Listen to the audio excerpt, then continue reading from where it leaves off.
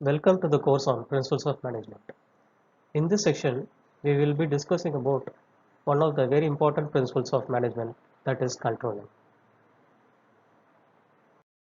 So what is controlling? Control is a process which guides the activity towards some predetermined goals. Planning and controlling are twins of management functions. Planning is the deciding of goals and objectives and also the means of reaching them. Controlling helps the managers to identify if the organization is on track for goal achievement, and if not, why not. A well-developed plan should provide a benchmark that can be used in the control process. There are several definitions available for controlling. The best one is Henry Fayol's definition. Control consists in verifying whether everything occurs in conformity with the plan adopted and the instruction issued and the principle established. Another definition given by Knotts and O'Donnell is controlling implies the measurement of accomplishment, performance against the standard and the correction of deviations to assure the attainment of objectives according to the plans. Generally, it means the measurement of actual performance and taking corrective actions. Controls serves other important roles including helping managers cope with uncertainty, detecting irregularities, identifying opportunities, handling complex situations, and decentralizing the authority. Process of controlling. Controlling is the process of evaluating and correcting individual performance to ensure that outcomes conform to the standards set before. The process of controlling involves four steps. The first one is establishing standards. The standard may be expressed in quantitative or qualitative terms. They may be classified into two types, measurable or non-measurable standards. The measurable standards can be in the form of cost, output, expenditure, time, revenue, investment, and profit, etc. There are standards which cannot be measured monetarily. For example, performance of manager, deviation of workers, their attitude towards concerns, employee morale, motivations. These are all called non-measurable standards. The second step is measuring actual performance.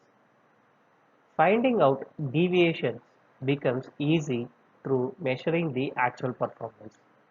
Measurement of actual performance does not mean in knowing what has happened, but also what is likely to happen. Performance levels are sometimes easy to measure and sometimes difficult. The quantitative measurements become difficult when the performance of managers has to be measured. If it is in terms of quantitative term, the performance managers cannot be measured in quantities. It can be measured only by attitude of the workers, their morality to the work, and to the development in the attitude regarding the physical environment, their communication with the superiors. It is also sometimes done through various reports such as weekly, monthly, quarterly, or yearly reports. The third step is comparing actual with standard performance. The comparison of actual performance with the planned target is very important. The deviation can be defined as the gap between actual performance and the planned target. The manager has to find out two things. The first one is the extent of deviation and identify the cause of such deviations. Extent of deviation means the manager has to find out whether the deviation is positive or negative, or whether the actual performance is in conformity with the planned performance. He has to find out these deviations which are critical and important for business. The minor deviations have to be ignored, and the major deviations such as replacement of machineries, appointment of workers, quality of raw materials, and the rate of profits should be looked upon concisely. An efficient manager easily find out to locate the deviation points properly. In order to find out the cause of deviation, the manager will have to depend on proper, accurate, and timely information. The employee morale and effectiveness of human resource statement and the charts helps to compare the performance quantitatively against the already set standards. The next step is taking corrective actions. The corrective action is essentially for correcting deviation from planned performance. Deviation may be accurate forecast, poor communications, defective machines, lack of motivations, etc. For the corrections of deviations, the management should take necessary actions and implement them so that in the future, this deviation and mistakes are minimized. If the corrective action is not taken properly on time, it will lead to heavy loss. So, after taking the corrective measures, if the actual performance is not in conformity with the plan, the manager can revise the target. It is here the control process comes to an end. Types of control. On the basis of the time frame used to compare actual performance with standard, the control is of the following types. First one is feedback or historical control. The feedback control is also known as post-action control. It examines what has happened in the past. On the basis of this feedback, a corrective action is taken, and then the process of adjusting the future actions on the basis of the information about the past performance. For example, disciplinary action, budgetary results, quality inspections are some feedback control. This control can be used to plan the future with the aid of past errors or success. The second one is concurrent control. It is also known as a real-time control. It provides the measures of taking corrective actions or doing adjustments while the program meets any obstacles.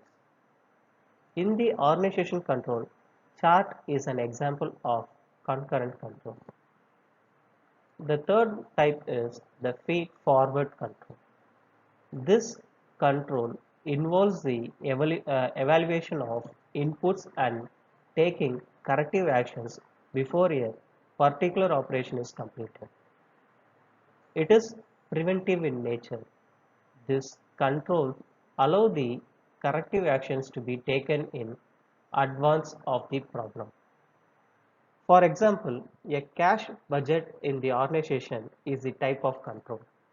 The finance manager prepares the next year flow of cash budget in the organization. If there is a shortage in finance for a particular month, he is the responsible to arrange for bank loans or other alternatives. The main comparison between the feedback and feed forward system is the feedback control measures only the output of the process, while the feed forward control measures the input of the process. The feedback control is a submassive approach and it is less costly comparable to feed forward control. The feedback control it is involved a time lag in the process of correction, but in feed forward it removes the limitation of time lag in taking corrective actions. On the basis of the control responsibilities that differs with respect to the managerial level, the control in the following types, like strategical control, tactical controls, operation controls. This strategical control is nothing but involves monitoring critical environmental factors that could affect the viability of strategic plans, assessing the effect of organizational strategic actions, and ensuring that strategic plans are implemented as intended.